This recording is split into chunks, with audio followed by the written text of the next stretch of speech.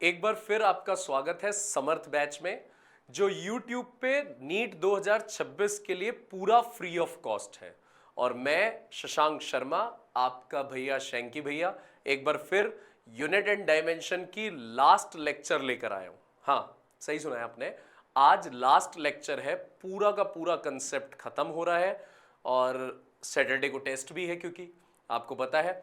और सैटरडे को मैं लाइव भी आ रहा हूं आपसे मिलने, आपसे बात करने। अब तक तो मैं क्लासेस में बात नहीं करता हूँ, क्लास पढ़ाता हूँ, जाता हूँ, तो उस दिन बात करेंगे। आप अपनी रखना, मैं अपनी रखूंगा, और कुछ बातें भी बतानी है सैटरडे को लाइव। एक चीज और बता दूं, एक आपकी प्रॉब्लम को मैं एड्रेस कर दूं, ये बैच पूरा चलेगा, पूरा नीट 2026 के लिए एक एक टॉपिक, एक एक क्वेश्चन, टेस्ट सीरीज, असाइनमेंट, सब कुछ पूरा चलेगा। लेकिन आपसे बीच बीच में मैं लाइव बात करने आया करूंगा, आपसे पूछा करूंगा कि क्या इश्यूज और रिजॉल्व होने चाहिए, क्या प्रॉब्लम आ रही है। मैं हर वीक में कोशिश करूंगा एक बार लाइव आऊं, और ऐसा भी हो सकता है कि मैं आगे की वीडियोस लाइव भी लाऊं, आपके साथ सेटलमेंट करके आगे की वीडियोस लाइव भी लाऊं। लेकिन अभी मैंने कोशिश ये करी है कि मैं सैटरडे, यानी अगर ये वीडियो फ्राइडे को आ रही होगी, यस ये वीडियो फ्राइडे को आ रही होगी, तो सैटरडे को मैं आपके साथ लाइव आ रहा हूं। अपने जितने फ्रेंड्स हैं उन्हें बता दें कि हम लोग सब लाइव मिल रहे हैं, ठीक है। स्टार्ट करते हैं यूनिट डायमेंशन एरर की आखिरी वीडियो, आखिरी कंसेप्ट। अच्छा, एक और चीज बतानी थी, असर्शन और रीजनिंग के भी क्वेश्चंस लाया हूं आज, स्टेटमेंट वाले क्वेश्चन भी लाया हूं, जिसमें आप लोग परेशान रहते हो। असर्शन, रीजनिंग, स्टेटमेंट, उसका एक तरीका सिखाऊंगा, उसे समझना, आपको बहुत सारी चीज क्लियर होगी। और असर्शन, रीजनिंग और स्टेटमेंट के लिए कोई शॉर्टकट नहीं है, वो आपको तभी पक्का होगा जितना आप ज्यादा प्रैक्टिस करेंगे। भैया के साथ मिलकर जितनी प्रैक्टिस करेंगे उतना अच्छा रहेगा। आपके कमेंट्स मुझे मोटिवेट कर रहे हैं, मुझे बहुत सारी एनर्जी मिल रही है आपके कमेंट से। बहुत अच्छे अच्छे कमेंट्स आप लिख रहे हैं, जो आप 4-4, 5-5 लाइनों के भी कमेंट लिख रहे हैं, जितनी भी बातें लिख रहे हैं, मैं सैटरडे को आपसे वो भी डिस्कस करूंगा। मैंने आपके सारे कमेंट्स पढ़ता हूं, मुझे अच्छी एनर्जी मिलती है। मतलब मेरा फेवरेट टाइम, जब भी मैं क्लासेस से फ्री होता हूं, मैं कमेंट्स जरूर पढ़ता हूं। मुझे बहुत अच्छा लगता है एक एक के कमेंट्स पढ़ने पर। केमिस्ट्री और बायो की वीडियोस स्टार्ट हो चुकी है, मैथ्स का जीत बैच स्टार्ट हो चुका है जेई के लिए, ठीक है, तो आप उन वीडियोस को भी देख सकते हैं। बाकी स्टार्ट करते हैं हम आज की क्लास। नो बकवास, सीधे टॉपिक स्टार्ट। देखिए, कुछ चीजें जो हमें और डिस्कस करनी थी, पहले मैं उसकी बात कर लूं। कुछ चीजें जो हम और डिस्कस करना चाहते थे, जो हमारी बची हुई चीजें थी, astronomical unit, light year, parsec, significant, radian, ये सब मैं लेकर आया हूं, आप सुनते रहना, ठीक है। सबसे पहले फंडामेंटल यूनिट्स कौन सी होती हैं, पहले मैं बात करता हूं फंडामेंटल यूनिट्स कौन सी होती है, उसके बारे में बात करता हूं, ठीक है। देखिए, फंडामेंटल यूनिट्स वो होती हैं जिन्हें डिफाइन करने के लिए आपको किसी और फिजिकल क्वांटिटी की जरूरत नहीं होती, वो अपने आप में पूरी होती है। जैसे मैं आपसे बोलूं कि स्पीड को डिफाइन करो, तो स्पीड के लिए आपको डिस्टेंस भी लगेगा और स्पीड के लिए आपको टाइम भी लगेगा। तो इसका मतलब ये फंडामेंटल नहीं हो सकती, ये फंडामेंटल नहीं हो सकती। फंडामेंटल वो होती है जिन्हें डिफाइन करने के लिए आपको किसी और क्वांटिटी की मदद नहीं लगती है। और डिराइव्ड क्वांटिटी वो होती है जिन्हें डिफाइन करने के लिए आपको फंडामेंटल क्वांटिटीज की जरूरत लगती है, जिन्हें डिफाइन करने के लिए आप फंडामेंटल क्वांटिटीज की जरूरत लेते हैं। अभी दिखाता हूं फंडामेंटल यूनिट्स, आपके पास फंडामेंटल कौन सी क्वांटिटीज हैं। अभी पीछे जाऊंगा दोबारा, पहले मैं फंडामेंटल क्वांटिटीज मैंने आपको समझाया कि फंडामेंटल वो होता है जिन्हें डिस्क्राइब करने के लिए आपको कोई और एक्स्ट्रा क्वांटिटी नहीं चाहिए। मार्क माय वर्ड्स, दिमाग में बैठाओ सारी चीजें। आज डेफिनेशन पोर्शन ज्यादा है, जो लैंग्वेज हम अवॉइड कर देते हैं, और जब पेपर में आती है तो रोते हैं। हम नहीं रोएंगे, शैंकी भैया के साथ है ना, नहीं रोएंगे। इसलिए हम एक एक चीज पढ़ेंगे। आज चैप्टर की लास्ट क्लास है तो सारा जो भी बारीकियां हैं, सब कुछ, जो भी छोटी छोटी चीजें हैं, significant, round off, addition, subtraction, multiplication, division, light year, parsec, astronomical unit, सारी चीज आज भैया के साथ। पहली एक चीज अटेंडेंस मार्क कर लेना, अटेंडेंस मार्क कर दो अभी के अभी। अगर आप वीडियो देखते हो तो अटेंडेंस जरूर मार्क किया करो। मैं मेंटेन कर रहा हूं, मैं बार बार बता रहा हूं, मुझे इश्यूज होते हैं जहां कहीं मुझे एब्सेंट दिखाई देती है किसी की कोई वीडियो, देखते ही अटेंडेंस मार्क किया करो। और दूसरी चीज, अटेंडेंस मार्क करने के बाद अगर पूरी वीडियो देखते हो और आपको कुछ अच्छा लगता है तो वो जरूर लिखें, मैंने बार बार बताया, वो मुझे मोटिवेट करता है। फंडामेंटल क्वांटिटीज, भैया 7 ऐसी क्वांटिटीज हैं जिन्हें डिफाइन करने के लिए हमें किसी और चीज की जरूरत नहीं लगती। फंडामेंटल क्वांटिटीज सबसे पहले, और उनको यूनिट क्या मिली हुई है? पहली है mass, length, time, temperature, amount of substance. Next week से फिर तो काइनेमेटिक्स स्टार्ट हो जाएगा, है ना? इस वीक में टेस्ट देकर फिर हम नेक्स्ट वीक में काइनेमेटिक्स पे पहुंच जाएंगे। इलेक्ट्रिक करंट, मास, मास की यूनिट क्या होती है? मास की यूनिट होती है केजी। मास यानी वजन, वजन की यूनिट होती है केजी। लेंथ होता है लंबाई, लंबाई की यूनिट होती है मीटर। टाइम, समय, समय की यूनिट होती है सेकंड। टेम्परेचर, तापमान, तापमान की यूनिट होती है kelvin. Amount of substance, mole, chemistry lab में बहुत यूज होता है, ये केमिस्ट्री में बहुत यूज होता है। ल्यूमिनस इंटेंसिटी, रोशनी की तीव्रता, ब्राइटनेस, जो रोशनी नापी जाती है वो कैंडला में, जैसे लाइट की रोशनी कैंडला में, सूरज की रोशनी कैंडला में, उसकी इंटेंसिटी जो नापी जाती है वो कैंडला में, सीडी से डिनोट करते हैं। इलेक्ट्रिक करंट, जिसे छूने से इंसान डांस करे, हाँ Chaiyya Chaiyya, sometime Chhamma Chhamma, ampere. Electric current होता है आपके पास flow of charge per unit time, ampere. ठीक है जी। तो मास केजी में नापा जाता है, लेंथ मीटर में, टाइम सेकंड में, टेम्परेचर केल्विन में, अमाउंट ऑफ सब्सटेंस मोल में, ल्यूमिनस इंटेंसिटी कैंडेला में, इलेक्ट्रिक करंट एम्पियर में। ठीक है बच्चों, तो फंडामेंटल क्वांटिटीज जिसे डिस्क्राइब करने के लिए आपको कुछ और नहीं चाहिए होता, जो अपने आप में पूरी होती हैं। बट डिराइव्ड क्वांटिटीज कौन सी होती है? जिन्हें डिस्क्राइब करने के लिए आप यूज करते हैं फंडामेंटल क्वांटिटीज, जिन्हें डिस्क्राइब करने के लिए आप यूज करते हैं फंडामेंटल क्वांटिटी।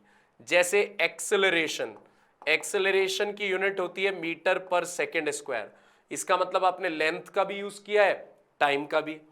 जैसे वॉल्यूम, वॉल्यूम की यूनिट होती है मीटर क्यूब, इसका मतलब आपने लेंथ की क्यूब यूज करी है। ठीक है। जैसे स्पीड, स्पीड का यूनिट होती है मीटर पर सेकेंड, तो आपने मीटर भी यूज किया है, सेकेंड भी। तो ये होती है डिराइव्ड यूनिट, डिराइव्ड यूनिट। इनके एडिशनल आपके पास 2 यूनिट्स और होती है। पहली मैंने बता दी फंडामेंटल, 7 होती है। फिर मैंने बता दी डिराइव्ड, जो फंडामेंटल से तैयार होती है। सप्लीमेंट्री क्वांटिटीज भी होती है। सप्लीमेंट्री क्वांटिटीज आपके पास होती है एंगल और सॉलिड एंगल। भैया ये एंगल और सॉलिड एंगल क्या है बताता हूं। ये एक सर्कल है, ये सर्कल का रेडियस है। ये रेडियस सर्कल के साथ अगर आर्क बना रहा है, ये रेडियस सर्कल के साथ आर्क बना रहा है, तो जितना एंगल बनेगा सेंटर पे, इसे बोलते हैं एंगल। एंगल की यूनिट होती है रेडियन, एंगल की यूनिट होती है रेडियन। और ये तो आप जानते ही हो, 1 डिग्री में π/180 रेडियंस होते हैं। 1 मिनट में, मैथ्स में पढ़ रखी है आपने 9th-10th क्लासेस में, 1 मिनट में आपके पास 60 सेकेंड्स होते हैं। और 1 डिग्री में 60 मिनट्स भी होते हैं। ये जो सिंगल डैश है ये मिनट के लिए है, और ये जो डबल डैश है ये सेकंड के लिए है। दोबारा सुनना, 1 डिग्री में 60 मिनट होते हैं, 1 मिनट में 60 सेकेंड्स होते हैं और 1 डिग्री में π/180 रेडियन होते हैं। ये कुछ याद रखने वाली चीज है। तो एंगल होता है, ये जो रेडियस है, जब ये आर्क बनाएगा तो ये जितना एंगल बना रहा है उसे हम एंगल बोलते हैं, प्लेन एंगल। यूनिट होती है रेडियन, और मैंने आपको चैप्टर में बताया था इसकी कोई डायमेंशन नहीं होती। अब बात करता हूं मैं सॉलिड एंगल की। सॉलिड एंगल की, सॉलिड एंगल होता है, इस बार सर्कल मत लो, इस बार स्फेयर लो। स्फेयर, तो ये जो स्फेयर में जो एरिया है, जो कोन वाला एरिया है, ये जितना सेंटर के साथ एंगल बनाएगा इसको बोलते हैं हम solid angle, alpha. Solid angle की यूनिट होती है स्टेरेडियन। स्टेरेडियन, तो आप एक तरीके से देख सकते हो, ये 2D में है और ये 3D में है, ये सर्कल में है, ये स्फेयर में है। तो स्फेयर में तो कोन ही कटेगा ना, जैसे सर्कल में तो एक आर्क कट सकती है, लेकिन स्फेयर 3D फिगर है तो उसमें क्या कटेगा, कोन। तो जो कोन का एंगल होता है वो सॉलिड एंगल होता है, यूनिट होती है स्टेरेडियन। और जो आपके पास एंगल है किसका, सर्कल की आर्क का, वो प्लेन एंगल है। शायद समझ गए हो बात। ये रेडियन है, ये स्टेरेडियन है। डन। दोनों की डायमेंशन नहीं होती, m0 l0 t0। देखो कितनी स्ट्रेंज बात है, यूनिट है बट डायमेंशन नहीं है, तभी इन्हें सप्लीमेंट्री बोल रहा है, एडिशनल। एडिशनल चीजें बोला है। तो आज का पहला पेज क्लियर है। मैंने पहले पेज में बताया फंडामेंटल क्वांटिटी बेसिक क्वांटिटी होती है, जिन्हें डिफाइन करने के लिए आपको किसी और क्वांटिटी की जरूरत नहीं पड़ती। डिराइव्ड क्वांटिटी वो होती है जिन्हें आप डिफाइन करते हो फंडामेंटल क्वांटिटी की मदद से। और दो सप्लीमेंट्री क्वांटिटीज होती है, वो आपके पास मैंने बता दिया, जो रेडियन प्लेन एंगल होता है और स्टेरेडियन सॉलिड एंगल होता है। सॉलिड एंगल बता दिया, जैसे स्फीयर में ढूंढ रहे हैं हम एंगल और सर्कल में ढूंढ रहे हैं।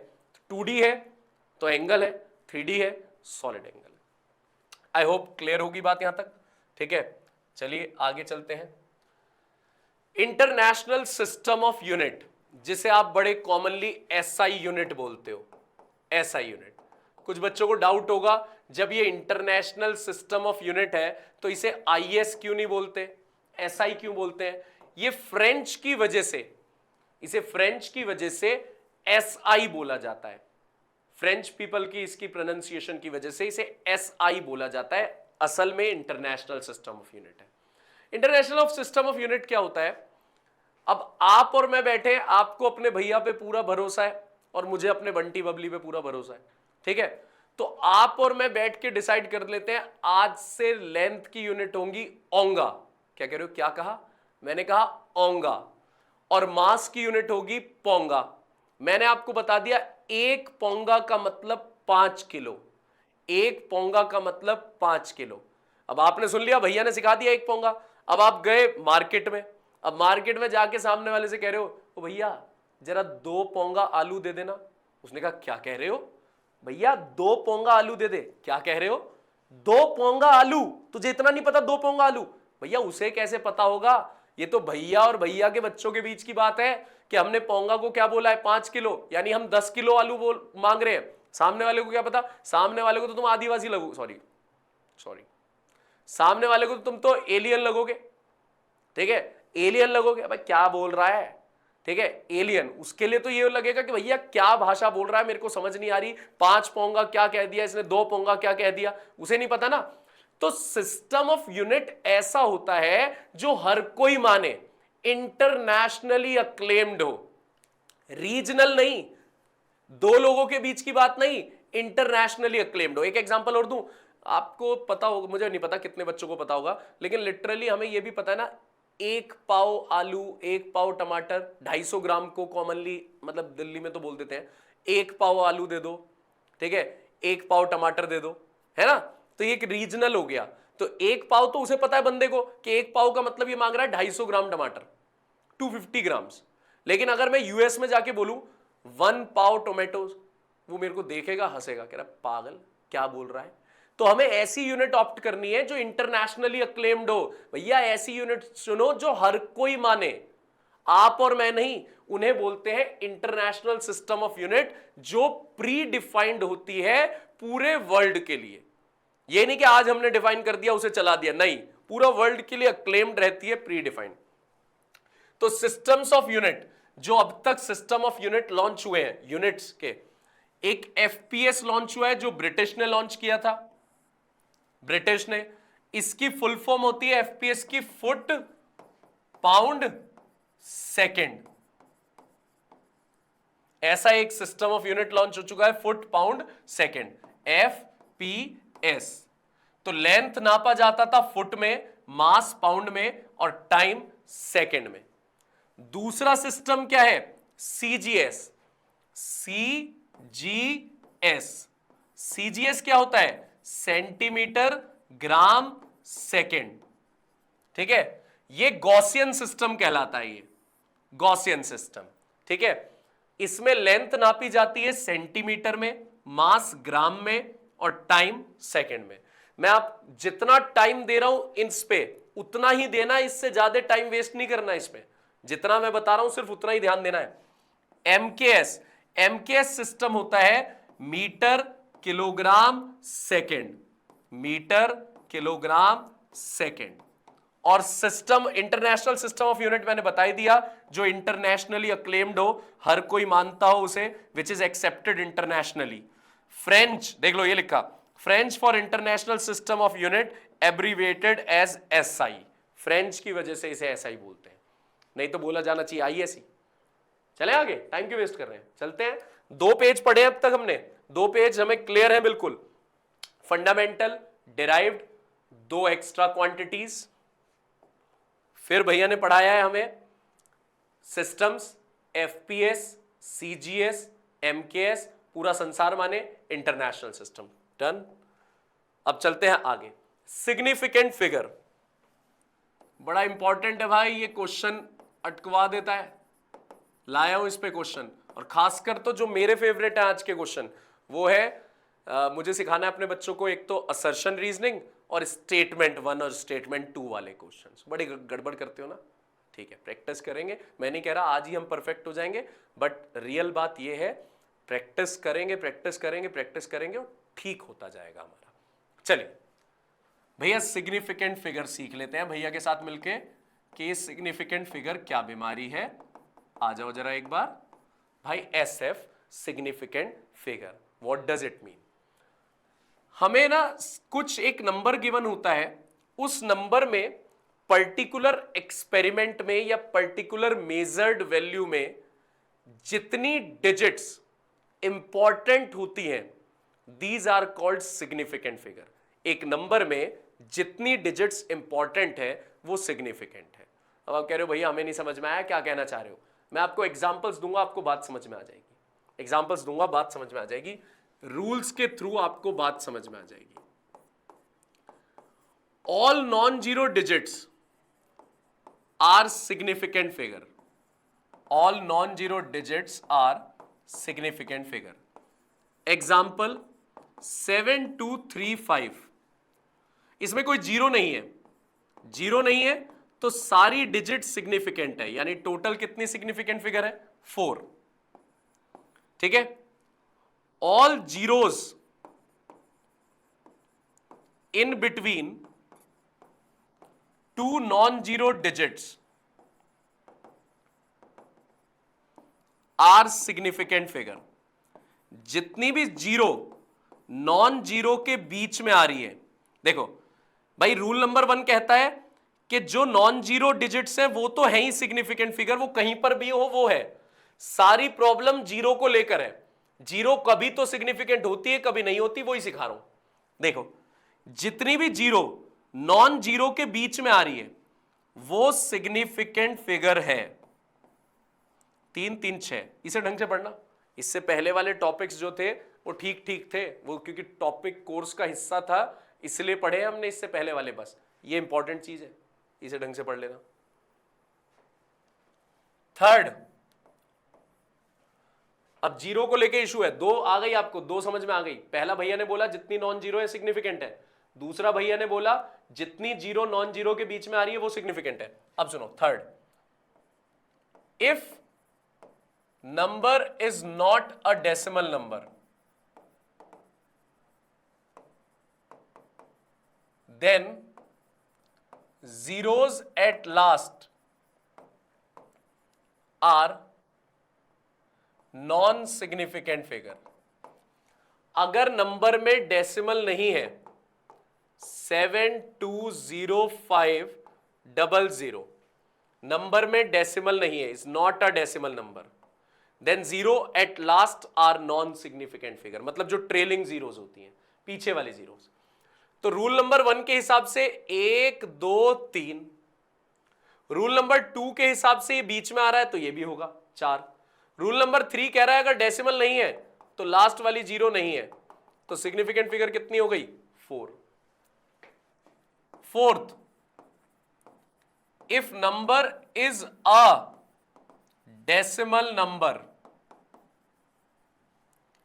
Then zeros at last are significant figure। Example, अगर नंबर डेसिमल नंबर है तो लास्ट वाली जीरो भी सिग्निफिकेंट है। एग्जाम्पल 1 2 3, रूल नंबर 1 तीनों होंगी। रूल नंबर 2 ये बीच में है, ये भी होगी। रूल नंबर 3 तो इसमें लगेगा नहीं क्योंकि डेसिमल है, ये डेसिमल है। जब डेसिमल है तो लास्ट वाली जीरो भी होती है, तो कितनी हो गई? 1 2 3 4 5 6, तो सिग्निफिकेंट फिगर आ गई 6। Rule number 5, if number is less than 1, मतलब 0 से तो बड़ा है नंबर, 1 से छोटा है, पॉइंट में है, then zeros just adjacent to decimal place are non significant figure। Example बताता हूं आपको, देखो एग्जाम्पल, नंबर 1 से छोटा है, ये लो। रूल नंबर 1 2 और 7 तो होंगे। रूल नंबर 2 जीरो बीच में आ रहा है, होगा। रूल नंबर 3 नहीं लगेगा क्योंकि यहां डेसिमल है। रूल नंबर 4 डेसिमल है तो लास्ट वाली जीरो होंगी, सिग्निफिकेंट फिगर। रूल नंबर 5 1 से छोटा है तो पॉइंट के आसपास वाली जीरो नहीं होंगी, तो सिग्निफिकेंट फिगर कितनी हो गई हमारे पास? 3 2 5, 3 2 5।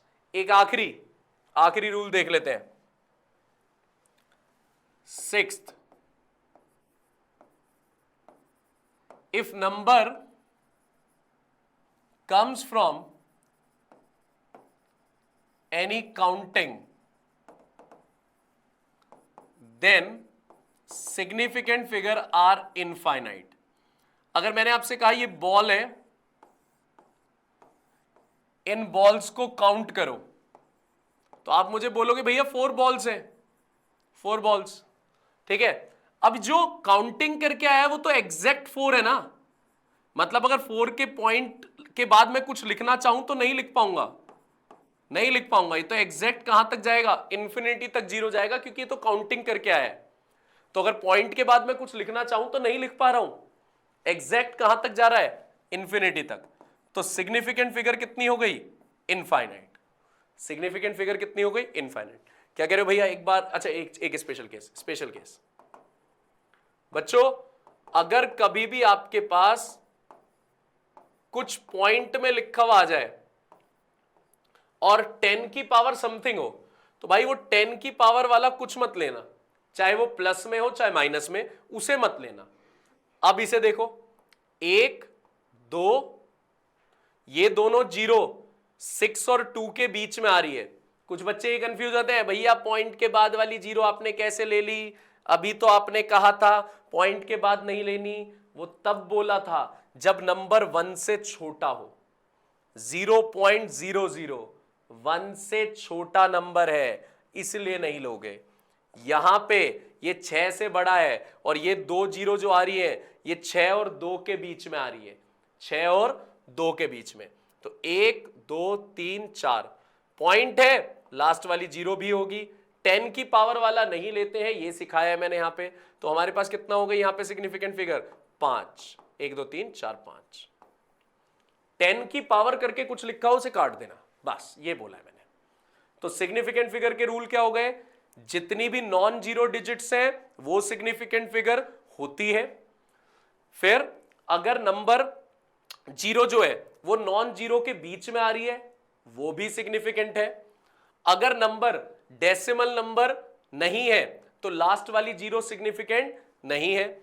अगर नंबर डेसिमल है तो लास्ट वाली जीरो सिग्निफिकेंट है। अगर नंबर 1 से छोटा है तो पॉइंट के आसपास वाली जीरो नहीं है। अगर नंबर किसी काउंटिंग से आया है तो सिग्निफिकेंट फिगर कितनी होगी? इनफाइनाइट। 10 की पावर कुछ भी है उसे इंक्लूड नहीं करना। चलो आगे चलते हैं, आ जाए आगे। अब अगला हमारे पास concept rounding off. Rounding off में क्या होता है? अगर आप कोई नंबर हटाना चाह रहे हो और वो 5 से छोटा है तो आप उसे उससे पहले वाले नंबर को एज इट इज छोड़ देना। एग्जाम्पल 2.321 और यहां पे सिग्निफिकेंट फिगर है 4, 1 2 3 4। और सपोज करो मुझे चाहिए सिग्निफिकेंट फिगर 2 चाहिए, तो इसका मतलब मैं पीछे से राउंड ऑफ करूंगा। तो जब मैं 1 को हटाऊंगा तो ये 5 से छोटा है तो आगे कुछ फर्क नहीं पड़ेगा। तो मैं 2 को हटाऊंगा, ये भी 5 से छोटा है तो आगे कुछ फर्क नहीं पड़ेगा। तो 2.3 हमारा आंसर हो जाएगा। 2.3 आंसर हो जाएगा। अगर आप जिस नंबर को हटा रहे हो वो 5 से बड़ा है तो उससे पहले वाले को 1 बढ़ा देना, +1 कर देना। एग्जाम्पल 2.371। मुझे आंसर चाहिए 3 तक, मतलब यहां तक 2 सिग्निफिकेंट फिगर तक। मैं 1 को हटाऊंगा कुछ फर्क नहीं पड़ेगा क्योंकि ये 5 से छोटा है तो पहले वाला 7 ही रहेगा। अब मैं 7 को हटाऊंगा, ये 5 से बड़ा है तो पहले वाला 1 इंक्रीज हो जाएगा, 2.4 हो जाएगा। ठीक है जी, देखते रहना बच्चों। तीसरा, अगर मैं एग्जैक्टली 5 को ही हटा रहा हूं तो उससे पहले वाला नंबर अगर ऑड है, 5 से पहले वाला ऑड है तो 1 बढ़ा देना। इवन है तो एज इट इज छोड़ देना, एज इट इज। एग्जाम्पल 7.275, 7.265। मुझे 5 को हटाना है। किसे हटाना है? 5। तो 5 से पहले वाला नंबर जो है, आप खुद देखिए, 5 से पहले वाला नंबर है 7। 7 क्या होता है? 7 तो ऑड है। ऑड है तो वो क्या रहेगा? 1 बढ़ा दो, 7.28 हो गया, 28। 5 हटाना है तो 5 से पहले वाला नंबर, 5 से पहले वाला नंबर क्या है हमारे पास? 6 है। 5 हटा दो तो 5 से पहले वाला नंबर क्या है? 6। तो वो क्या रहेगा हमारे पास? इवन है तो इवन ही रहेगा। 5 से पहले ऑड है, 1 बढ़ा दो। 5 से पहले इवन है, एज इट इज छोड़ दो। दोबारा सुनना, 5 से छोटे नंबर को हटा रहे हो, आगे वाले पे कोई फर्क नहीं पड़ेगा। 5 को हटा रहे हो, दोबारा से गड़बड़ हो गई। 5 से छोटे को हटा रहे हो तो आगे वाले पे कोई फर्क नहीं पड़ेगा। 5 से बड़े नंबर को हटा रहे हो तो आगे वाला 1 बढ़ जाएगा। एग्जैक्टली 5 को हटा रहे हो, 5 को, तो आप चेक करो आगे ऑड है या इवन। ऑड है तो 1 बढ़ा दो, इवन है तो सेम रखो। एक स्पेशल केस, अगर आप 5 को हटाना चाह रहे हो और 5 के पीछे कोई नॉन जीरो नंबर है, नॉन जीरो, 5 को हटा रहे हो, कोई नॉन जीरो नंबर है, तो चाहे आगे इवन हो चाहे ऑड हो, 1 बढ़ेगा ही बढ़ेगा। अरे ये भी होता है भैया? यस, ये भी होता है। हमें सीखना पूरा है। भैया ने कहा था कोई टॉपिक नहीं छोड़ेंगे। मैं बार बार उन कमेंट्स में लिखने वालों को बता रहा हूं, भाई मैं पूरा यूट्यूब पे फ्री पढ़ाऊंगा। नहीं पता क्यों ऐसा कर रहा हूं, तो सैटरडे को लाइव क्लास में आओ, सारी चीजों का जवाब दूंगा। सैटरडे को तुमसे ही मिलने आ रहा हूं लाइव। अगर फ्राइडे को देख रहे हो तो कल सैटरडे है। जितने फ्रेंड्स को बताना चाहो बताओ, लाइव मिलता हूं, मैं बताऊंगा कि मैं क्यों पूरा फ्री पढ़ा रहा हूं, ठीक है।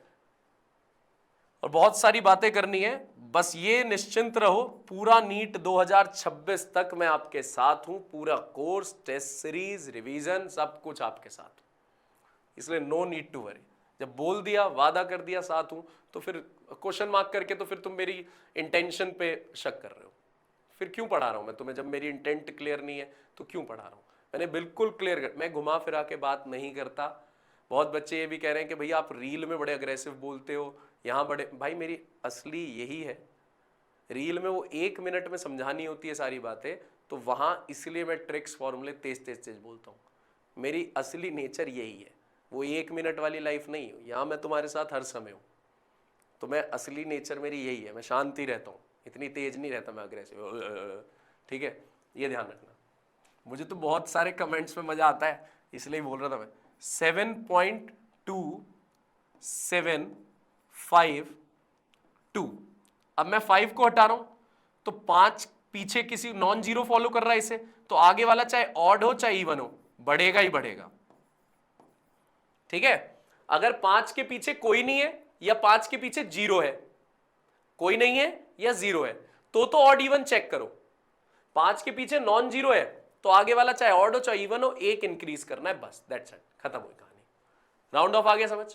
राउंड ऑफ के रूल समझ में आ गए। 5 से छोटे नंबर को हटाएंगे, आगे कोई फर्क नहीं पड़ेगा। 5 से बड़े नंबर को हटाएंगे, आगे 1 बढ़ जाएगा। अगर 5 को हटाते हैं तो चेक करेंगे ऑड है या इवन है। ऑड है तो हमारे पास 1 बढ़ जाएगा, इवन है तो सेम रहेगा। 5 को हटा रहे हैं, उसके पीछे नॉन जीरो नंबर है, तो आगे वाला 1 बढ़ेगा ही बढ़ेगा, चाहे ऑड हो चाहे इवन हो।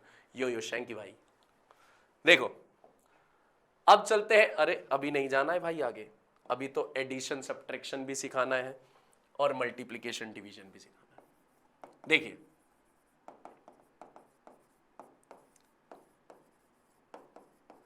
एडिशन सब्ट्रैक्शन, ये जो मैं रूल बता रहा हूं, ये 2 डेसिमल नंबर्स अगर ऐड हो रहे हैं या सब्ट्रैक्ट हो रहे हैं तो उनके लिए बात है। डेसिमल नंबर्स यानी हमें पूरी रिस्पेक्ट देनी है डेसिमल नंबर्स को। अगर मेरे पास एक डेसिमल नंबर है 2.327 और एक है 1.2, ठीक है, मैं इन्हें ऐड कर रहा हूं तो कतई ये आंसर नहीं आएगा ऐड करके 7.253, ये आंसर गलत माना जाएगा। 3.527, सॉरी, गलत है आंसर। जब आप 2 डेसिमल नंबर्स को ऐड या सब्ट्रैक्ट करते हो तो आपको डेसिमल प्लेसेस देखनी होती है। डेसिमल प्लेसेस, भैया डेसिमल के बाद कितनी डिजिट्स हैं? 1 2 3। डेसिमल के बाद कितनी डिजिट है? 1। तो कम कौन है, 3 या 1? 1 कम है, तो आंसर में 1 होगी, आंसर में 1। इसका मतलब हमें इन्हें राउंड ऑफ करना पड़ेगा। यस, 7 को हटाओगे ये 3 हो जाएगा, 3 को हटाओगे तो ये 5 रहेगा, तो आंसर हमारा 3.5 माना जाएगा। ऐड करते हुए भी यही ध्यान रखना है और सब्ट्रैक्ट करते हुए भी यही ध्यान रखना है हमें।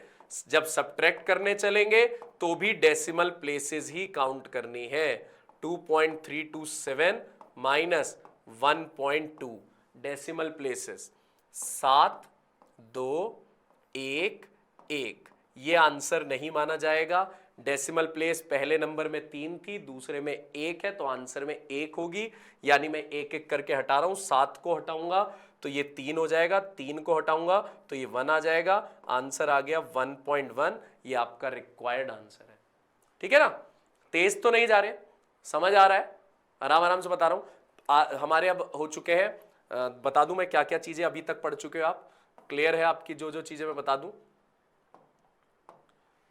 फंडामेंटल, डिराइव्ड, सप्लीमेंट्री, क्लियर है आपको? मुझे पता है क्लियर है। क्या कह रहे हो, खुद ही मान रहे हो? यस, मैं खुद मान रहा हूं। अपने बच्चों पे इतना भरोसा हो गया कमेंट पढ़ के कि वो पढ़ते हैं, टाइम वेस्ट नहीं कर रहे। यार जो यूट्यूब पे देखकर पढ़ रहा है वो पढ़ ही रहा है, नहीं तो कोई टाइम पास करने तो मुझे देखने आएगा नहीं। ना मैं सुंदर, ठीक है, ना मैं यहाँ पे कोई शेरो शायरी ये सब कर रहा हूँ, तो कोई टाइम पास करने, तो जो मेरे से पढ़ने आया है वो तो पढ़ ही रहा होगा यार भाई, है ना।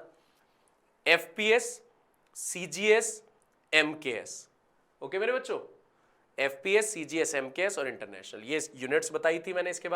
इसके बाद सिग्निफिकेंट फिगर्स के रूल्स बता दिए थे, मुझे पता है मेरे बच्चों को क्लियर है ये। उसके बाद मैंने आपको स्पेशल केस भी बता दिया था। उसके बाद मैंने राउंडिंग ऑफ अपने बच्चों को बता दिया है। अब उसके बाद मैंने एडिशन सब्ट्रैक्शन बता दिया है डेसिमल नंबर्स के लिए। अब मैं मल्टीप्लाई डिवाइड बता देता हूं। एक एक चीज कवर कर रहा हूं भाई। अब चैप्टर में इसके बाद कुछ रह नहीं जाएगा, आज की क्लास के बाद सब कुछ कवर करा दिया, कुछ नहीं छोड़ा, सब कुछ। अब अगली क्लास से स्टार्ट करूंगा मैकेनिक्स, तो जब मैं काइनेमेटिक्स से स्टार्ट करूंगा उसमें बच्चे रोते सबसे ज्यादा किसमें है, न्यूटन की इक्वेशंस पे जो अलग अलग केस आते हैं, पैराशूट से कूद जाता है, बलून ऊपर जाता है, ये सारी चीज़ें आपको परेशान करती है, जगलर बॉल वाला, बड़े सारे टैप में से पानी गिरने वाला, सारे कंसेप्ट आपको परेशान करते हैं। SN वाला, कुछ ट्रिक्स, ब्रेक लगाने वाली ट्रिक, गाड़ी ब्रेक लगाई कितनी दूर जाके रुकेगी, ऊपर से गिरते समय टाइम कितना, सारी ट्रिक्स विक्स, मतलब अब और मजेदार फिजिक्स स्टार्ट होने वाली है जिसे लोग हार्ड बोलते हैं। अभी नहीं बोल रहा, करके दिखाऊंगा, पूरा करके दिखाऊंगा, तब आप खुद बोलना, ठीक है, करके ही दिखाऊंगा एक एक चैप्टर।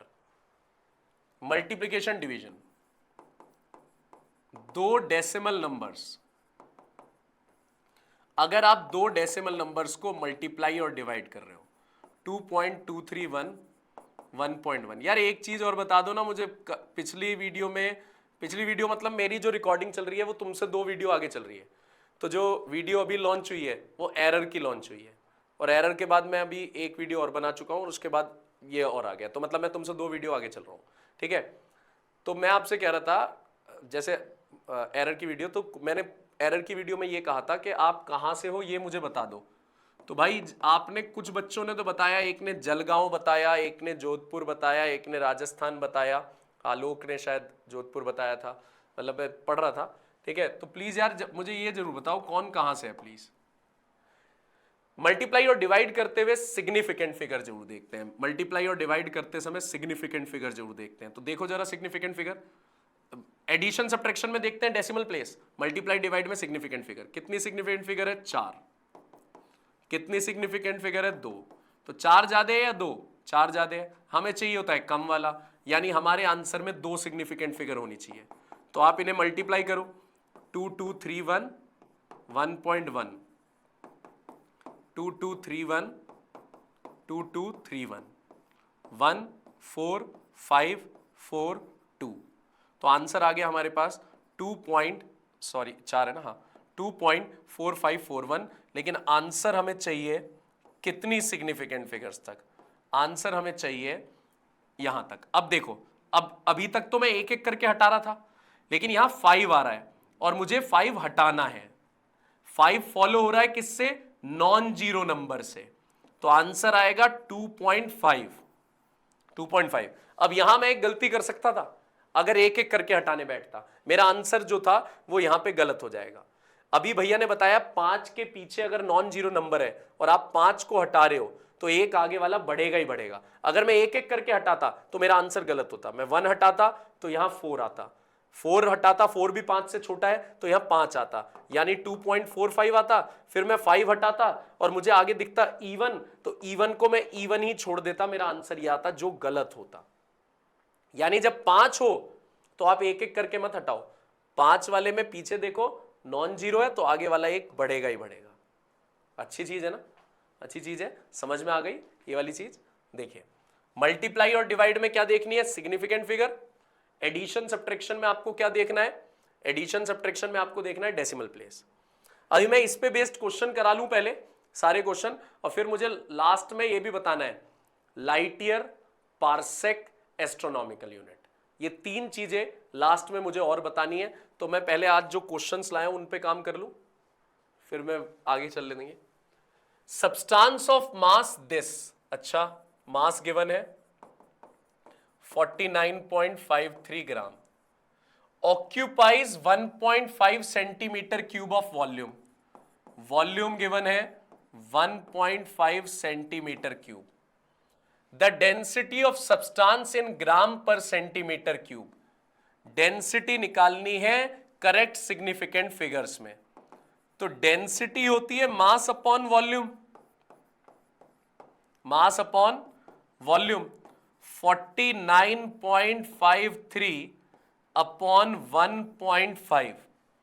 तो जब आप डिवाइड करते हो मेरे बच्चों, तो अब आपको क्या करना होता है, डिवाइड करते समय आपको सिग्निफिकेंट फिगर चाहिए।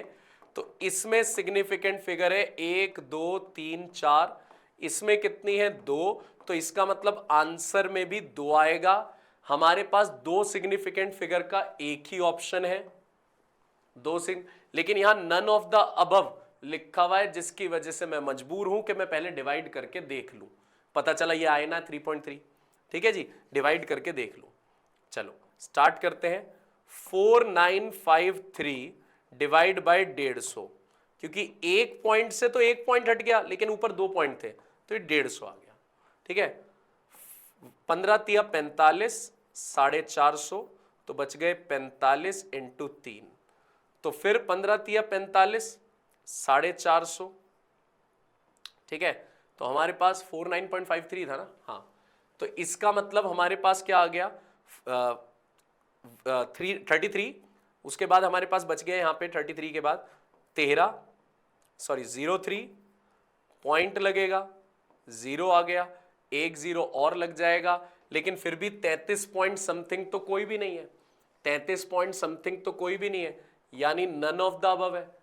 वो हमें पागल बना रहा था ऐसा एग्जाम्पल देकर। क्यों? क्योंकि हमने काउंट करी सिग्निफिकेंट फिगर कितनी आ गई 4, और सिग्निफिकेंट फिगर कितनी आ गई 2। और वैसे भी आपको पता होना चाहिए कि 1.5 को 3 से मल्टीप्लाई करेंगे तो 1.5 तिया 4.5 ही तो होंगे, और यहां चाहिए 49 पॉइंट, मतलब इतना ज्यादा। तो इसलिए ये तो वैसे नहीं हो रहा था, तो नन ऑफ द अबव। नहीं तो एक अप्रोच तो उसने दे दी थी क्वेश्चन ने कि भाई इसमें सिग्निफिकेंट फिगर 4 है, इसमें 2 है, तो आंसर में 2 आनी चाहिए। तो हमने देखा इसमें तो 3 है सिग्निफिकेंट फिगर, नहीं है। इसमें 4 है, नहीं। इसमें 2 है, तो जल्दबाजी में ये लगा दो। लेकिन नन ऑफ द अबव चिल्ला चिल्ला के कह रहा है भाई मुझे भी तो देख लो मैं क्या कह रहा हूं। तो नन ऑफ द अबव से मिल गया, 33 पॉइंट समथिंग जा रहा है हमारा आंसर, 33.0 समथिंग ये आंसर जा रहा है। तो 33.0 समथिंग जा रहा है, तो आंसर आना चाहिए 33 सिग्निफिकेंट फिगर में। चलो अगला question, height of man is measured by a metre scale. एक आदमी की हाइट नापी आपने in centimetre, only height turns out to be 170 centimetre. 170 centimetre को साइंटिफिक मेथड में लिखना है। भाई साइंटिफिक मेथड होता है एक, मतलब एक डिजिट के बाद पॉइंट लगा दो, तो 1.70 इंटू 10 की पावर 2 सेंटीमीटर। एक साइंटिफिक नोटेशन होता है, एक डिजिट के बाद पॉइंट लगा देते हैं। तो अगर मैंने यहां पॉइंट लगा दिया तो मुझे 10 की पावर 2 लिखना पड़ेगा।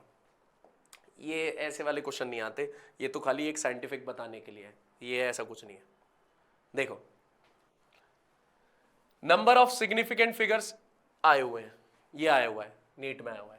नंबर ऑफ सिग्निफिकेंट फिगर्स आपको बतानी है 23.023, 1 2 3 4 5, क्योंकि 2 नॉन जीरो के बीच में 0 है, तो पहले वाले में 5 है। दूसरे में 1 से छोटा है बच्चों, 1 से छोटा नहीं लेंगे इसको, ओनली 1 आएगा। तीसरे में भैया ने बताया था 10 की पावर नहीं लेते, तो कितना आएगा 2। तो हमारा आंसर कितना आ गया 512, आंसर इज 512। 10 की पावर भी स्पेशल केस देख लो आ गया है। The number of significant figure in, अब इसमें सिग्निफिकेंट फिगर बतानी है। 1 से छोटा है तो ये जीरोस नहीं लेंगे, 1 2 3, और जो 0 है वो नॉन जीरो के बीच में आ रहा है, तो 4 हो गई सिग्निफिकेंट फिगर। अगला, इसे ऐड करना है इसमें। If this is added to this giving due to regard significant figure, then resultant will be 3.8 into 10 की पावर -6, 4.2 इंटू 10 की पावर -5। भैया सबसे पहला काम मुझे इसे बदलना पड़ेगा 10 की पावर -5 में, तभी तो कॉमन होगा। तो यानी ये तो ओके है, इसे बदल के मैं लिख रहा हूं 0.38 इंटू 10 की पावर -5। अब इन दोनों नंबर को ऐड करूंगा, 10 की पावर -5 कॉमन, 4.2 प्लस 0.38, तो हमारे पास आ गया 4.58, 4.58 इंटू 10 की पावर -5। लेकिन जब आप ऐड करते हो तो आपको डेसिमल के बाद डिजिट्स देखनी होती है कितनी है। यहां डेसिमल के बाद एक डिजिट है और यहां डेसिमल के बाद दो डिजिट्स हैं, तो हमें डेसिमल के बाद एक डिजिट चाहिए, और एक डिजिट चाहिए तो मुझे इसे राउंड ऑफ करना पड़ेगा। 8 को राउंड ऑफ कर दूंगा तो आगे एक बढ़ जाएगा, 4.6 इंटू 10 की पावर -5, 4.6 इंटू 10 की पावर -5। आगे चलते हैं, सही स्पीड मेंटेन है, ठीक है ना, आगे बढ़ते जा रहे हैं। एक असाइनमेंट और आने वाला है, असाइनमेंट्स में भी डाउट आ रहे होंगे, उसे भी क्लियर करूंगा। सैटरडे को सब डिस्कस करूंगा, कैसे कैसे असाइनमेंट्स डाउट क्लियर होंगे, क्या क्या होगा वो सब डिस्कस होगा। सैटरडे को इस बारे में बात करेंगे सारी। टेस्ट के लिए तैयार रहना, टेस्ट स्किप नहीं होना चाहिए, टेस्ट बिल्कुल टाइम लिमिट के हिसाब से होना चाहिए। जैसे ही टेस्ट आएगा आपको उस टाइम लिमिट में टेस्ट पूरा करना पड़ेगा, फिर अपना आंसर स्कोर कार्ड पूरा मुझे बताना क्या क्या रहा। Student has measured the length of wire equal to, अच्छा वायर की लेंथ जो है वो ये है 0.04580, ठीक है।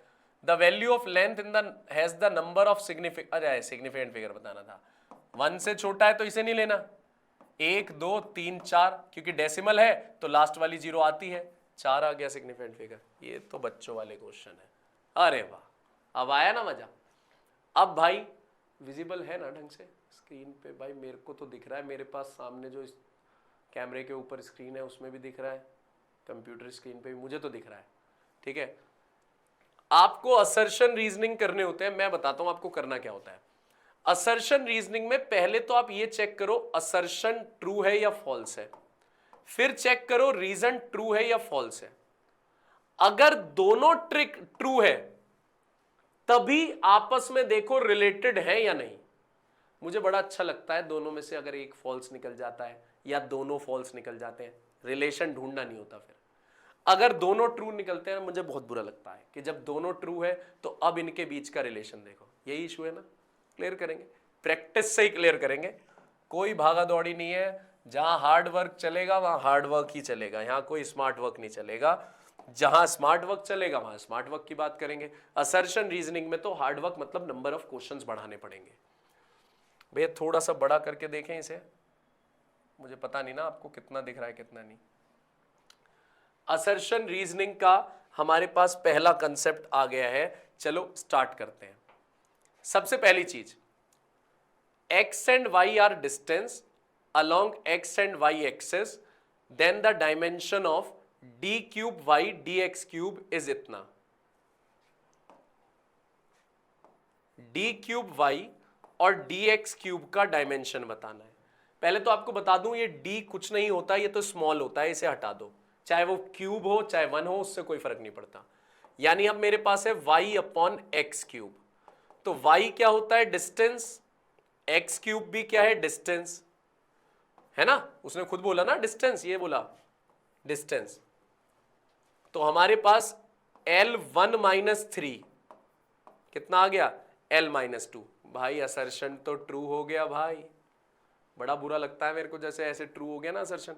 अब असर्शन ट्रू हो गया, अब ढूंढो reason. Dimension of y dx की क्या होगी भाई, इंटीग्रेशन से तो कोई मतलब नहीं है। डिस्टेंस की डायमेंशन L, y की डायमेंशन L, d से कोई मतलब नहीं, x की डायमेंशन L, तो हो गई L स्क्वायर। रीजन भी ट्रू हो गया भाई, बुरे दिन स्टार्ट हो गए। Assertion true, reason true. अब रिलेट करो भाई, ये जो आपने निकाला है इनका आपस में कोई रिलेशन थोड़ना है, ये जो आपने निकाला है इनका आपस में कोई रिलेशन थोड़ना है।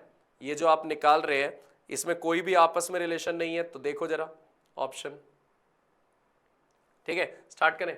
अब ऑप्शन देखो क्या कह रहा है, बोथ ए एंड असर्शन। अच्छा ये जरूर देखना भाई, वो कई बार ये बदल देते हैं, बच्चों ने वही रटे होते हैं कि पहला होता है असर्शन रीजन ट्रू रिलेटेड है, दूसरा होता है असर्शन रीजन ट्रू रिलेटेड नहीं है। वो रट्टाफिकेशन मत लगाना, पढ़ लेना। Assertion reason true, reason is the correct explanation of A, नहीं। असर्शन रीजन करेक्ट है लेकिन रीजन का कोई करेक्ट एक्सप्लेनेशन नहीं है ए। यस, इसका आंसर बी रहेगा। अबे यार रुक जा भाई, ऐसा मत किया अगर। इसका आंसर जो रहेगा अपने पास वो रहेगा बी। इसका आंसर आ गया बी, ठीक है। अब अगला, force can not be added to pressure, बिल्कुल सही। जिनकी यूनिट अलग अलग होती है वो ऐड नहीं हो सकती, मैंने पढ़ाया था। फोर्स की यूनिट न्यूटन है, प्रेशर की है न्यूटन पर मीटर स्क्वायर, ये तो ऐड हो ही नहीं सकती, बिल्कुल सही है। असर्शन ट्रू है, ट्रू आ गया। Reason, because their dimensions are different, reason भी ट्रू है और रीजन भी इसी असर्शन का है, ये तो साफ पता लग रहा है। तो एक्सप्लेनेशन भी सही है, रीजन भी ट्रू है और इसी का एक्सप्लेनेशन भी है। तो आंसर हमारे पास क्या आ गया मेरे बच्चों? आंसर आ गया कितना? सेकंड, मतलब ए, ऑप्शन ए आ गया। चलो थर्ड क्वेश्चन। थर्ड क्वेश्चन में हमारे पास क्या आ रहा है जरा देखिएगा। When we change the unit of measurement of quantity, its numerical value changes. अगर आप किसी की यूनिट बदलोगे तो न्यूमेरिकल वैल्यू भी बदल जाती है, बिल्कुल सही है। 1 kg लिखा है, सपोज करो 4 kg लिखा है और मैं kg को किस में कर रहा हूं? ग्राम में। तो अब ये 4 थोड़ा ना बचेगा, ये 4000 ग्राम बनेगा। तो न्यूमेरिकल वैल्यू भी चेंज हो गई, तो असर्शन क्या है? ट्रू है। Reason, smaller the unit of measurement smaller is its numerical value. कह रहा है अगर यूनिट छोटी होगी तो न्यूमेरिकल वैल्यू भी छोटी होगी। नहीं, किलोग्राम और ग्राम में छोटी यूनिट तो ग्राम है, लेकिन न्यूमेरिकल वैल्यू 4 की जगह क्या हो गई? 4000। मजे आ गए, मजे आ गए। रीजन फॉल्स है, ठीक है, रीजन फॉल्स है। तो असर्शन ट्रू है, रीजन नॉट करेक्ट है, यानी ऑप्शन सी आ गया आपके पास। ऑप्शन क्या आ गया मेरे बच्चों? सी। ये अच्छा लगता है ना, जिसमें एक फॉल्स हो जाए, मेरे को बड़ा सही लगता है, कुछ नहीं ढूंढना पड़ता फिर। फोर्थ में हमारे पास क्या है वो समझो। When an algebraic equation has been derived, it is advisable to check it for dimensions consistency. बिल्कुल सही है, बिल्कुल सही है। जब आप कोई इक्वेशन डिराइव करते हो तो वो कहा जाता है कि उसकी डायमेंशन भी चेक कर लो, दोनों साइड की बराबर है, तो उससे वो करेक्ट होने के और पॉसिबिलिटीज, प्रोबेबिलिटी बढ़ जाती है कि करेक्ट है। हाँ सही है, आपने कोई फॉर्मूला डिराइव करा, लास्ट में उसके डायमेंशंस भी चेक कर लो कि हाँ बराबर आ गए, ओके है, ऑल डन है। फिर कह रहा है मतलब ये तो सही है।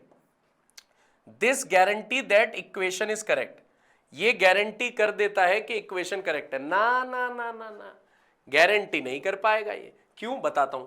अगर मैं आपको कोई फॉर्मूला डिराइव करके दे दूं, काइनेटिक एनर्जी हाफ mv² और काइनेटिक एनर्जी 3/4 mv², तो डायमेंशनली तो दोनों ही सही है। काइनेटिक एनर्जी 122 और ये भी जब आप सॉल्व करोगे 122, क्योंकि हाफ तो लोगे नहीं, ये भी 122, ये भी 122, 3/4 तो लोगे नहीं। लेकिन इन ये दोनों सही थोड़ा ना, ये सही है और ये गलत है। तो डायमेंशन से चेक करके कोई गारंटी नहीं मिलती, बस एक पॉइंट चेक आपको और मिल जाता है, चलो ये भी सपोर्ट कर रहा है। क्योंकि न्यूमेरिकल वैल्यू की तो कोई डायमेंशन श्योरिटी देता ही नहीं। न्यूमेरिकल वैल्यू का तो भाई डायमेंशन को कुछ अता पता ही नहीं है, वो बेचारा जानता ही नहीं, वो यूनिट जानता है, यूनिट चेक कर देगा, बराबर है नहीं बना।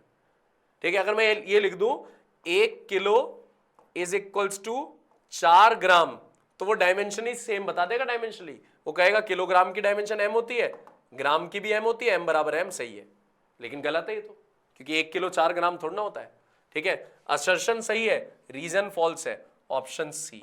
कितना बढ़िया है, जहां रीजन फॉल्स हो कोई रिलेशन ढूंढना नहीं। भाई मजा आ रहा है, मजा लेने थोड़ा ना आए हो तुम, पढ़ने आए हो, मजा आ रहा है यहाँ पे, पढ़ाई समझ में आ रही है, बता दो। ठीक है भाई, मैं लिंक कर रहा हूँ, मुझे पता है कौन कौन वहाँ बैठे हुए, मैंने जो नाम रजिस्टर में लिख के अपने हाथ से लिख के मैंने यही देखा है कि भाई कौन कौन वहाँ बैठे हुए, मैं नाम से ही रिलेट कर रहा हूँ। तो बढ़िया बढ़िया मैसेज दिल विल बना के, भाई साहब अच्छा लिख रहे हो, थैंक यू यार, मैंने थैंक यू नहीं करा, बहुत थैंक यू, बहुत मोटिवेटिंग है। कुछ एक ने तो ये भी लिखा है, एक लड़की ने, कि भैया मैं किसी की क्लास अटेंड नहीं करती हूँ फिजिक्स की। यार अपने मुंह में मिट्ठू वाली बात हो जाएगी, लेकिन मुझे अच्छा लगा, मैं बोल रहा हूँ कि भैया मैं किसी की भी क्लास अटेंड नहीं करती हूँ, आपकी पहली फिजिक्स की ऐसी क्लास है जिसमें मैं रुकी हूँ। मेरे लिए बहुत बड़ा कॉम्प्लीमेंट है, सीरियसली। बहुत बड़े बड़े टीचर्स पढ़ाते हैं यूट्यूब पे और मुझसे तो बहुत अच्छे हैं। मेरे लिए बहुत बड़ा कॉम्प्लीमेंट है, मैं इसमें ही खुश हूँ। ठीक है, चलिए इसके बाद आते हैं हम फिफ्थ क्वेश्चन में। Linear mass density has dimension of this. Yes yes yes, क्योंकि लीनियर मास डेंसिटी होती है mass upon length, mass density होती है mass upon volume, linear mass density होती है मास अपॉन लेंथ। m1l -1। भैया बिल्कुल सही है असर्शन। असर्शन सबके सही निकले ना, है ना, पांचों के असर्शन इसका भी सही था। हाँ, असर्शन सबके सही निकले भाई। बिकॉज डेंसिटी इज ऑलवेज मास, अरे देख लो, कह रहा है density mass per unit volume होती है। अबे भाई लीनियर डेंसिटी थोड़ी ना होती है ये। तो असर्शन ट्रू है, रीजन क्या हो गया, फॉल्स। असर्शन ट्रू हो गया, रीजन मेरे बच्चों क्या हो गया, फॉल्स। चलो और लाया हूं स्टेटमेंट वाले क्वेश्चन, पहले पढ़ लो क्या क्या कह रहा है ये। पहला कह रहा है स्टेटमेंट 1 और 2 दोनों ट्रू है, और स्टेटमेंट ट्रू करेक्ट एक्सप्लेनेशन है 1 का। 1 2 दोनों ट्रू है और सही एक्सप्लेनेशन है। स्टेटमेंट 1 और 2 ट्रू है बट वो करेक्ट एक्सप्लेनेशन नहीं है, ठीक है। थर्ड, स्टेटमेंट 1 ट्रू है और स्टेटमेंट 2 फॉल्स है। स्टेटमेंट 1 फॉल्स है, स्टेटमेंट 2 ट्रू है। स्टेटमेंट 1 एंड 2 दोनों फॉल्स है। भाई 5 है इसमें, 5 है। चलो करते हैं, सिक्स्थ से स्टार्ट करते हैं। अपना सिक्स्थ क्वेश्चन क्या कह रहा है, इन प्रोडक्ट आपसे पूछ रहा है। सिक्स्थ क्वेश्चन में क्या कह रहा है, in product and division number of significant figures in final result should equal the factor with the least number of significant figure. देखो कहां गए, जो प्रोडक्ट या डिवीजन करते समय जो सिग्निफिकेंट फिगर होती है फाइनल रिजल्ट की, ये शुड की स्पेलिंग गलत है भाई, सॉरी मेरे वैसी नजर पड़ गई, मैंने इसलिए बोल दिया, नहीं तो आप कहोगे भैया क्या क्या ढूंढ रहे हो।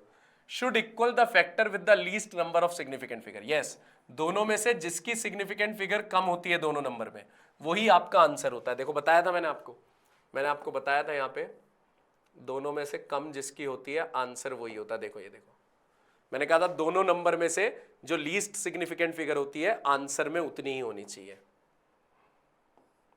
वैसे एक मजाक की बात कर लूं, मतलब अगर बुरा ना मानो, देखो असर्शन सही बोला है ना उसने कि a मल्टीप्लाई बी करने पर जो आंसर आएगा वो उतना ही होना चाहिए जितना दोनों में से कम की है। तो असर्शन ट्रू है ना, गलत है असर्शन, ये मजाक वाला बोल रहा हूं गलत, शुड की स्पेलिंग गलत है।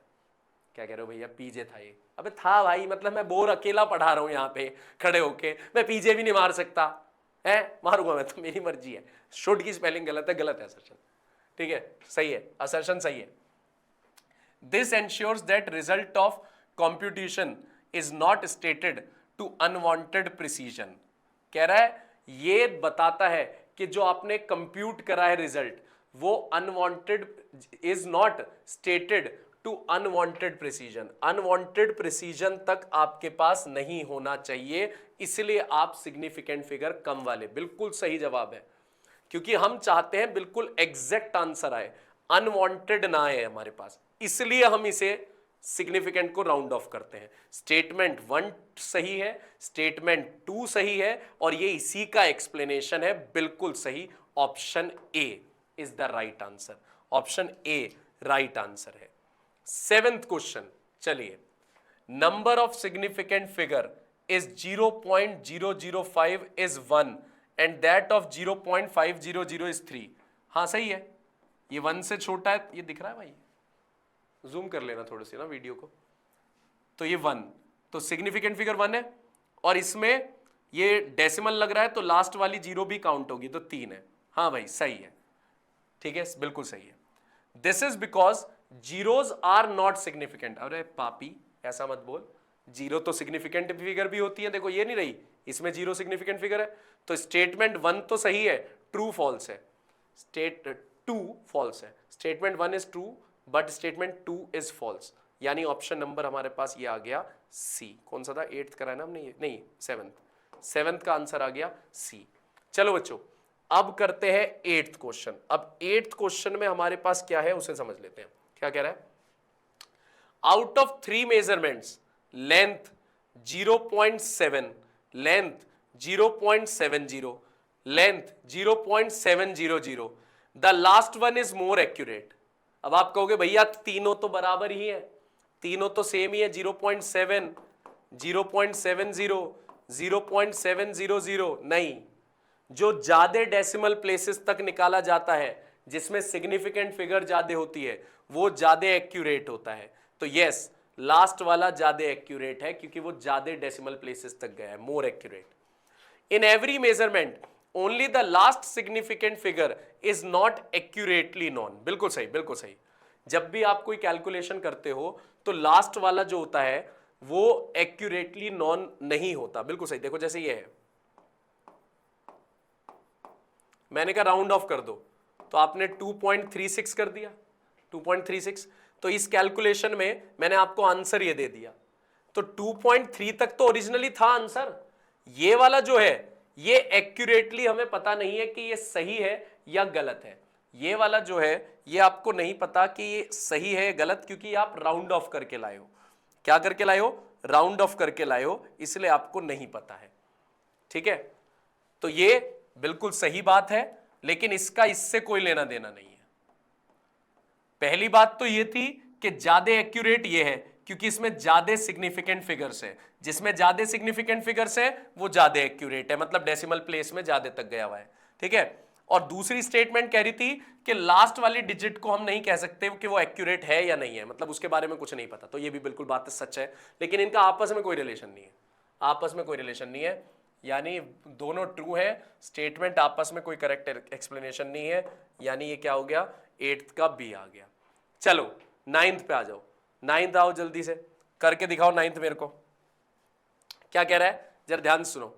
y is equals to A sine omega T minus K X, Y is equals to A sine omega T minus K X. ठीक है, अब आपसे क्या कह रहा है? Omega T minus K X dimensionless है, omega T minus K X dimensionless है। बिल्कुल सही, भैया ने पढ़ाया था कि साइन के साथ जो भी लिखा होता है वो थीटा होता है और उसकी कोई डायमेंशन नहीं होती, तो ये पूरा डायमेंशनलेस है, यानी असर्शन ट्रू है, असर्शन तो ट्रू है।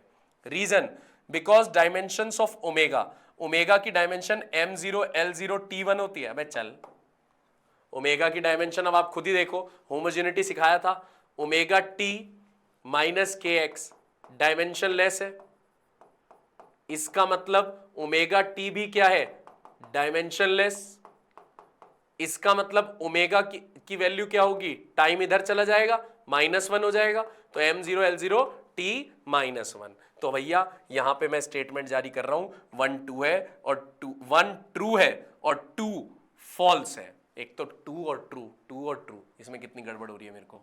ठीक है, तो 1 ट्रू है और 2 फॉल्स है, यानी कौन सा वाला आपके पास स्टेटमेंट जारी की जाए? इसमें सी। 10th हमारे पास लास्ट जो फैक्टर है वो 10th आ गया है। जल्दी से करते हैं। Frequency is equals to F, मतलब फ्रीक्वेंसी, मैं फ्रीक्वेंसी को इससे लिखता हूं M represent linear mass density. ठीक है, तो कह रहा है ये करेक्ट है, बिल्कुल करेक्ट है, ये करेक्ट है बिल्कुल, आप मेजर कर सकते हो। फ्रीक्वेंसी होती है टाइम इनवर्स, टाइम इनवर्स। अब ये निकाल के दिखाता हूं मैं आपको। 2 नहीं लेंगे, L है लेंथ, T टेंशन है। अब आप कहोगे भैया यहां बताया नहीं है, जब हम पूरी 11th का सिलेबस पूरा पढ़ लेंगे तो ये हम पढ़ चुके होंगे। कहां पढ़ चुके होंगे? ऑसिलेशन और वेव्स लास्ट चैप्टर में, तब हमें पता होगा T टेंशन है और M है मास पर यूनिट लेंथ। तो टेंशन, T टेंशन है, टेंशन तो भैया ने सिखाई थी 112 न्यूटन। M है मास पर यूनिट लेंथ, M से M गया, L ऊपर पहुंच गया, L2 हो गया, तो रूट से बाहर आके कितना आ गया? L। T-2 बाहर आके क्या हो गया? T-1। L से L कट गया, T-1 आंसर आ गया। क्या आ गया आंसर? T-1। तो हमारे पास पहली स्टेटमेंट बिल्कुल सही है, सत्य वचन है। उसके बाद frequency has dimension of inverse of time, बिल्कुल सही, फ्रीक्वेंसी टाइम के इनवर्स के डायमेंशन है। हाँ, लेकिन ये आपस में थोड़ा रिलेटेड हुई इससे कोई बात। ये तो मैंने डायमेंशन से वेरीफाई किया। अगर ये लिखता कि आप डायमेंशन से वेरीफाई कर रहे हो, स्टेटमेंट 2 कह रहा है कि डायमेंशन से वेरीफाई, तब ये इससे रिलेटेड होती। ये तो डायमेंशन से वेरीफाई कर दिया, ओके है, और फ्रीक्वेंसी की डायमेंशन टाइम इनवर्स होती है, ओके है, लेकिन इससे आपस में रिलेशन थोड़ा हुआ, इससे कोई बात। तो बिल्कुल इसमें हमारे पास आंसर आएगा स्टेटमेंट 1 सही है, 2 सही है, लेकिन कोई करेक्ट एक्सप्लेनेशन नहीं है, यानी बी आ गया। क्या कह रहे हो भैया, अभी भी हमें इस पे काम करना पड़ेगा? बिल्कुल भाई, ये 10 क्वेश्चन से थोड़ा हो जाएगा। कम से कम असर्शन रीजनिंग की बता रहा हूं, कम से कम, बिल्कुल note it down, 1000 question assertion reasoning के ही कराऊंगा। ठीक है, जैसे ये 10 क्वेश्चन एक चैप्टर के हुए हैं, तो 28 तो हमारे पास चैप्टर ही है, तो अगर मैं ये 10 ही लगा दूं तो 280 तो यही हो गए। लेकिन मैं एक्स्ट्रा सैंपल पेपर्स भी तो कराऊंगा आपको, एक्स्ट्रा चीजें भी तो कराऊंगा, तो मतलब 1000 क्वेश्चन तो कहीं नहीं गए असर्शन रीजनिंग के, असर्शन रीजनिंग के इतने तो कहीं नहीं गए हमारे। ठीक है, क्या कह रहे हो भैया, बिल्कुल लास्ट पढ़ा दो, अब जो चैप्टर का लास्ट बच रहा है खत्म करो चीज को, बिल्कुल खत्म करते हैं। एस्ट्रोनॉमिकल यूनिट बच्चों क्या होती है? तीनों लेंथ की यूनिट है, पहले तो ये बता दूं जो मैं आप पढ़ा रहा हूं, तीनों लेंथ की यूनिट है। सन से अर्थ तक का जो डिस्टेंस होता है, सन से अर्थ तक का जो डिस्टेंस होता है उसे बोलते हैं एक एस्ट्रोनॉमिकल यूनिट। अगर आपको बता दिया कि प्लेनेट ए और प्लेनेट बी 2 एस्ट्रोनॉमिकल यूनिट दूर है, तो समझ जाना जितनी दूरी सन से अर्थ की है उससे डबल दूरी इन दोनों के बीच है। यह भी याद कर लो, एक एस्ट्रोनॉमिकल यूनिट होती है 1.5 इंटू 10 की पावर 11 मीटर। याद करना, एक एस्ट्रोनॉमिकल यूनिट होती है 1.5 इंटू 10 की पावर 11 मीटर। अच्छी खासी दूरी है। चलो लाइट ईयर बताता हूं, लाइट ईयर भाई साहब बहुत बड़ी दूरी है। लाइट ईयर कैसे? सूरज से धरती तक लाइट को आने में मात्र 8 मिनट लगते हैं। सूरज से धरती तक आने में 8 मिनट। वही लाइट की बात कर रहा हूं मैं, अगर वो 1 साल तक चलती रहे, यहां तो 8 मिनट में पहुंच गई वो सूरज से अर्थ तक, अगर वो 1 साल तक चलती रहे तो कितना डिस्टेंस कवर करेगी? उसे बोलते हैं light year. Distance covered by light in 1 year, 1 साल में कितना डिस्टेंस कवर करेगी? और कितना होता है देख लो, 9.5 इंटू 10 की पावर 15 मीटर। मतलब अगर मैं 10 की पावर 11 और 10 की पावर 15 का ही अंदाजा लूं तो 10 की पावर 4 का अंतर है दोनों में। 10 की पावर 4 का मतलब हो गया 10,000। 10,000 ही तो बैठा, 10,000 गुना का अंतर है, और आगे का 9.5 है। इतना बड़ा अंतर होता है एस्ट्रोनॉमिकल और लाइट ईयर में। एस्ट्रोनॉमिकल यूनिट क्या होती है बताओ? हाँ बोल बोल बोल। यस, सूरज से अर्थ तक का डिस्टेंस। लाइट ईयर क्या होता है? लाइट ईयर होता है 1 साल में लाइट जितना डिस्टेंस ट्रेवल करती है। हाँ जी बंटी बबली आ रहा है ना? ओके रिपोर्ट है। पारसेक, भैया ये पारसेक क्या होता है? I will tell you what is it. Parsec भाई सन से अर्थ तक की दूरी होती है एस्ट्रोनॉमिकल यूनिट, है ना? एस्ट्रोनॉमिकल यूनिट 1 आर्क सेकेंड में जितना डिस्टेंस कवर करती है, 1 आर्क सेकेंड में, 1 सेकेंड में जितना डिस्टेंस कवर करती है उसे बोलते हैं पारसेक। मतलब एक सर्कल लो, एक सर्कल लो, उसका रेडियस होना चाहिए एस्ट्रोनॉमिकल यूनिट जितना।